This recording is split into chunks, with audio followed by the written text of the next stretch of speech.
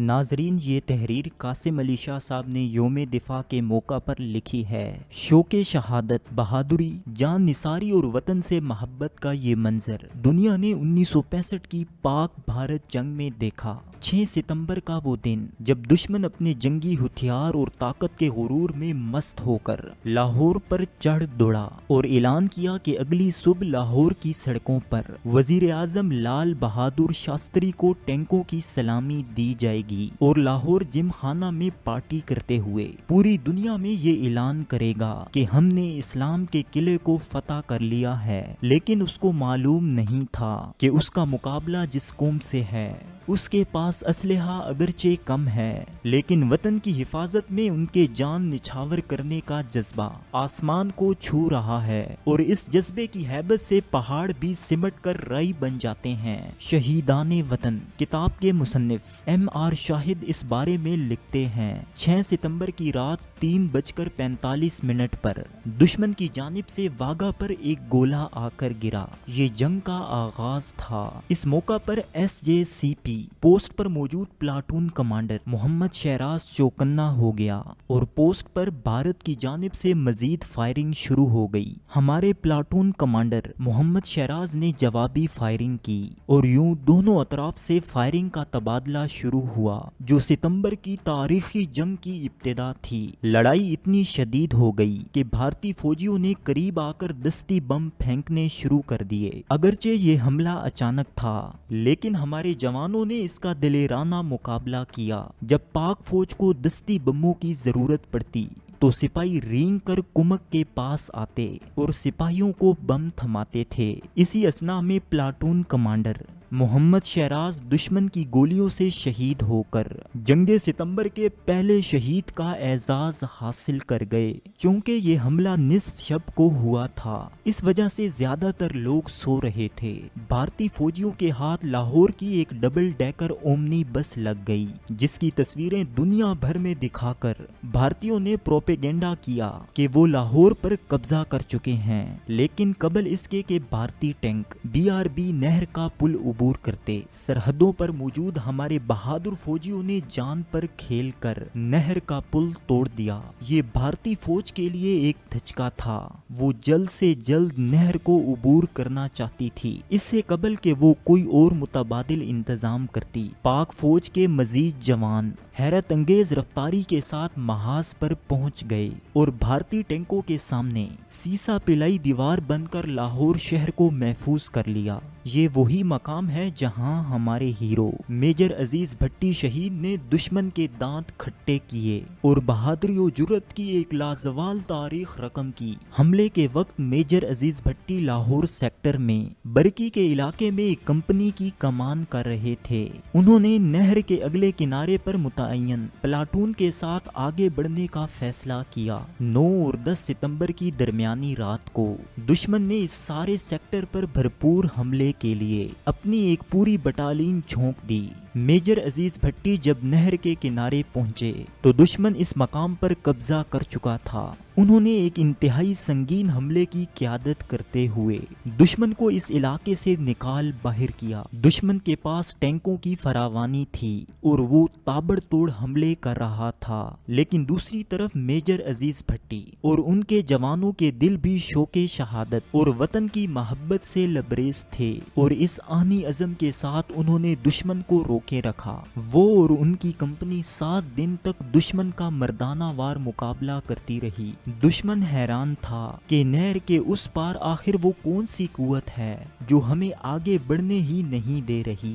12 सितंबर की सुबह मेजर अजीज भट्टी दूरबीन से दुश्मन की नकलो हरकत का मुशाहिदा कर रहे थे कि टैंक का एक फौलादी गोला उनके सीने पर लगा और यूं वतन की हिफाजत में उन्होंने अपनी जान का नजराना पेश कर दिया। हुकूमत पाकिस्तान ने इस बेमिसाल बहादुरी पर उन्हें निशाने हैदर के एजाज से नवाजा। जंगे सितंबर 1965 चोंडा के महाज को ये इनफरादियत हासिल है कि मुअर्रिखीन इस महाज को दूसरी जंगे अजीम के बाद टैंकों की सबसे बड़ी जंग करार देते हैं। बुज़दिल दुश्मन ने पाक फौज की तवज्जो लाहौर महाज से हटाने के लिए 600 टैंकों और 1 लाख फौज के साथ सियालकोट में चारवा, बाजरा गढ़ी, اور نخنال کے مقام پر حملہ کر دیا۔ اس وقت دشمن کا غرور عروج پر تھا، اس کے پاس اسلحے کی کوئی کمی نہیں تھی، جبکہ پاک فوج اس لحاظ سے کمزور تھی۔ لیکن یہاں ایک چیز اور تھی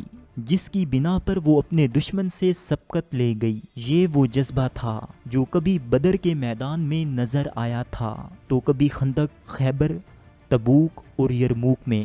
اس جذبے کی بنیاد پر مسلمانوں نے کئی صدیوں تک دنیا پر حکومت کی۔ جنگ ستمبر 1965 میں پاک فوج کا ہر جوان اس جذبہ سے لیس تھا اور اسی وجہ سے اللہ کی مدد اور نصرت ان کے ساتھ رہی۔ ممتاز مفتی اپنی کتاب لبیک میں جنگ ستمبر کے حوالے سے لکھتے ہیں، 1965 کی جنگ کی یادیں پھر سے تازہ ہو گئیں۔ لاہور کے مشہور و معروف حکیم اور دانشور نیئر واسطی صاحب 1965 میں مدینہ منورہ میں مقیم تھے۔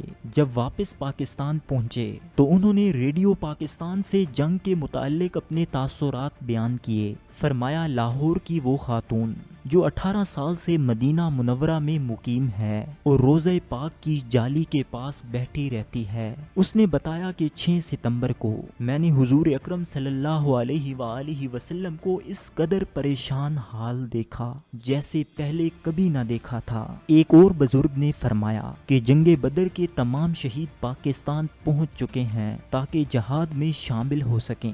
پھر اکتوبر 1965 میں ایک موقع روزنامے میں کئی ایک خبریں اس موضوع پر شائع ہوئی تھیں جن میں بھارتی قیدیوں کے بیانات بھی شامل تھے۔ ان بیانات کے مطالعے سے ظاہر تھا کہ وہ بھارتی سپاہی پاکستان کی اس فوج سے خائف تھے جو تلواروں سے لڑتی تھی اور جس کی تلواروں سے بجلی کے شعلے نکلتے تھے۔ تاریخ کے دوسرے بڑے ٹینکوں کے محاذ چونڈا پر پاک فوج کے جوانوں نے جذبہ شہادت کا ایسا مظاہرہ کیا جو رہتی دنیا تک یاد رکھا جائے گا۔ دشمن کے ٹینکوں کو ناکام بنانے کے لیے ہمارے عظیم سپاہیوں نے اپنے سینوں پر بم باندھ دیے اور ٹینکوں کے نیچے لیٹ گئے۔ بھارتی ٹینکوں کے پرخچے اڑ گئے اور اس نقصان نے اس کو شدید خوف زدہ کر دیا۔ چونڈا کا ہی مقام آج بھی بھارتی ٹینکوں کے قبرستان کے نام سے یاد کیا جاتا ہے۔ جنگ ستمبر میں بھارت کا سب سے بڑا اور خطرناک حملہ سیالکوٹ کے محاذ پر ہوا تھا جس کا مقصد لاہور، گجرانوالہ شاہراہ کو کاٹنا تھا۔ یہ حملہ ہندوستان کے 4 ڈویژن فوج نے کیا جن میں ان کا 1 بختر بن ڈویژن بھی شامل تھا جو 300 سے زائد ٹینکوں سے لیس تھا۔ ہماری فوج کی ایک مایا ناز ریجمنٹ 25 کیولری نے ہر اول دستے کا کام کرتے ہوئے بے پناہ دلیری اور مہارت کے ساتھ دشمن کو نہ صرف روکا بلکہ اس کو پیچھے دھکیلنے پر بھی مجبور کیا۔ اس جنگ کے موقع پر پاک نیوی اور بحریہ نے بھی بھرپور حصہ ڈالا۔ پاک فضائیہ نے بھارتی بری فوج کا سیالکوٹ پر حملے کا منصوبہ بھی خاک میں ملا دیا۔ تقریباً 50 بھارتی ٹینک تباہ ہو گئے۔ پاک فضائیہ کے قابل فخر ہوابازوں سرفراز رفیقی شہید اور یونس حسن شہید نے اپنی جانوں کا نذرانہ دے کر بھارتی فوجی ہوائی اڈوں کو شدید نقصان پہنچایا۔ یہی وجہ ہے کہ جنگ کے پہلے ہفتے کے بعد بھارتی ایئر فورس کی کوئی قابل ذکر کارکردگی دیکھنے میں نہیں آئی۔ اس موقع پر سرگودا کی فضاؤں میں MM عالم نے اپنے سیبر طیارے سے 4 بھارتی ہنٹر طیارے 1 منٹ سے بھی کم وقت میں مار گرائے جس سے پوری دنیا میں بھارتی فضائیہ کا مورال بری طرح گر گیا۔ پاک بحریہ نے ریاست گجرات کے قریب بھارتی بحری اڈے دوراکا میں موجود ریڈار سسٹم کو پیش قدمی کرتے ہوئے تباہ کر دیا۔ اس کے علاوہ پاک نیوی کی آبدوز غازی نے بھارتی جنگی بحری جہاز ککری کو تباہ کر دیا۔ یہ سب بھارتی سمندر کی حدود میں ہوا۔ بھارتی بحریہ نے اس جنگ میں مزید کوئی پیش قدمی نہیں کی۔ یوں کراچی بھارتی بحری ناکہ بندی کے خطرے سے محفوظ رہا۔ پاک فوج نے سندھ کے ریگزاروں میں بھی پیش قدمی جاری رکھی اور راجستھان کے علاقے مناباؤ میں گدارو کے مقام پر بھارتی فوجی قلعے پر قبضہ کر لیا۔ اس کے ساتھ ساتھ 8 کلومیٹر تک پیش قدمی کرتے ہوئے کھیم کرن نامی بھارتی قصبے پر بھی قبضہ کر لیا۔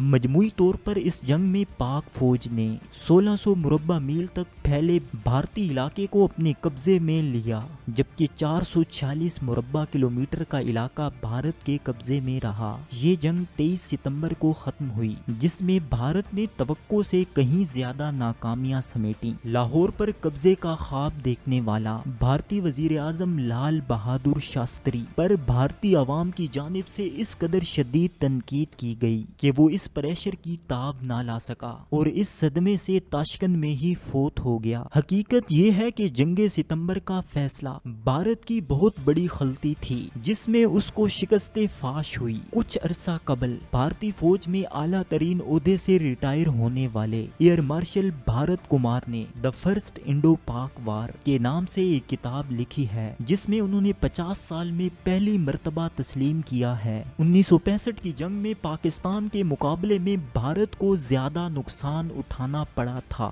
یہاں تک کہ پاکستان نے صرف 2 دن میں بھارت کے 35 طیارے تباہ کر دیے تھے۔ جنگ ستمبر میں پاک فوج کو اللہ نے سرخرو کیا اور ان کو فتح سے سرفراز فرمایا۔ ایک ایسا ملک جو وسائل کی کمی کا شکار ہو، جس کے پاس عددی قوت بھی زیادہ نہ ہو اور جدید اسلحے سے بھی لیس نہ ہو، لیکن پھر بھی اپنے سے 2 گنا زیادہ طاقت رکھنے والے دشمن کو ایسا منہ توڑ جواب دیا کہ جس کے زخم وہ ابھی تک چاٹ رہا ہے۔ یقینی طور پر ایک تاریخی کارنامہ ہے۔ جنگ ستمبر میں فوج کے ساتھ ساتھ عوام کا جوش و جذبہ بھی دیدنی تھا۔ مائیں سجدہ ریز ہو کر جوانوں کی فتح یابی کے لیے دعا کر رہی تھیں تو بہنیں اور بیٹیاں زخمیوں کی مرہم پٹی میں مصروف تھیں۔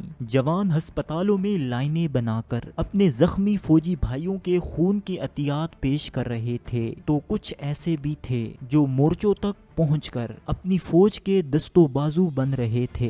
بڑے بزرگ راستے میں کھڑے ہو کر ہر آنے والے فوجی کا پھولوں سے استقبال کرتے۔ مختصر یہ کہ ہر شخص اس موقع پر اپنے اپنے میدان میں مجاہد کا رول ادا کر رہا تھا اور پوری تندہی سے وطن کی حفاظت میں مصروف تھا۔ پوری قوم آپس کے اختلافات بھلا کر ایک مٹھی بن گئی تھی۔ یہ لا الہ کا وہ رشتہ تھا جس نے سب کو ایک دوسرے سے مضبوطی کے ساتھ جوڑ دیا تھا، کیونکہ انہیں یقین تھا کہ جس پاک کلمے کے نام پر لاکھوں شہداء کی قربانی دے کر ہم نے یہ وطن حاصل کیا ہے، اگر ایک دفعہ بھی یہ دشمن کے ناپاک قدموں تلے آ گیا تو پھر تاریخ میں ہماری کوئی پہچان نہیں رہے گی۔ اور اسی وجہ سے ہر شخص نے ایسے جوش، جذبے اور ایمانی غیرت کا مظاہرہ کیا کہ 17 دن تک دشمن کو ناکو چنے چبوائے، اور جب وہ شکست خوردہ ہو کر واپس بھاگا تو اپنا بھاری بھرکم نقصان کروانے کے ساتھ ساتھ پوری دنیا میں جگ ہنسائی کا نمونہ بھی بن چکا تھا۔ آج ہمیں ایک بار پھر اسی اتفاق و اتحاد کی ضرورت ہے